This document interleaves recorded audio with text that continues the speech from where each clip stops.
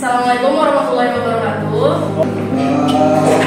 Perkenalkan, nama saya Rida Rizky, NIM saya 23131036. Saya berasal dari Politeknik Energi dan Pertambangan, Prodi Teknologi Geologi, angkatan 2023. Di sini saya membahas tentang hidrotermal.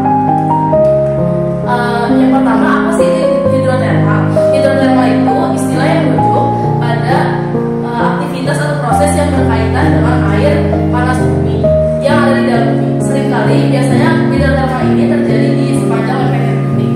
Dan fenomena hidrotermal ini biasanya melibatkan air yang dipanaskan oleh aktivitas magma yang di bawah permukaan bumi. Selanjutnya ada proses hidrotermal.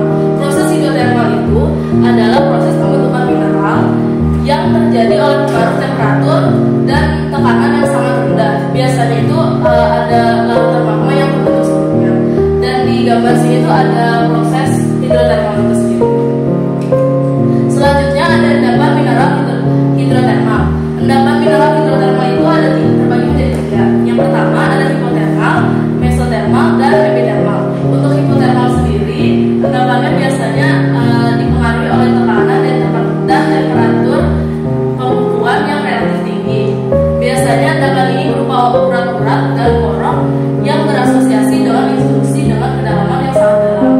Yang kedua ada mesotermal. Mesotermal itu endapan yang dipengaruhi oleh tekanan dan temperatur yang lebih rendah dari endapan hipotermal.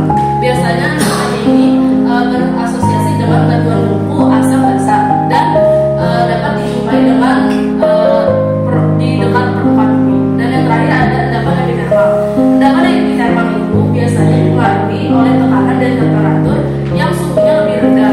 Biasanya suhu ini itu tidak luas atau jarang terjadi, dan biasanya strukturnya itu berlapis. Dan yang terakhir ada sistem panas bumi. Sistem panas bumi itu terbagi menjadi tiga. Ada temperatur rendah, sedang, dan tinggi. Untuk temperatur rendah itu sistem yang reservoirnya mengandung fluida dengan suhu lebih kecil dari 1250 derajat Celcius.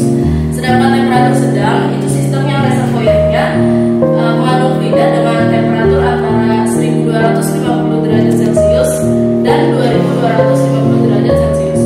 Dan terakhir itu ada temperatur tinggi. Temperatur tinggi itu biasanya suhunya itu di atas 2250 derajat Celcius. Terakhir itu ada kesimpulan dari hidrotermal yang dengan berhubungan dengan kimia. Hidrotermal itu merujuk pada geologis yang melibatkan air panas di dalam bumi.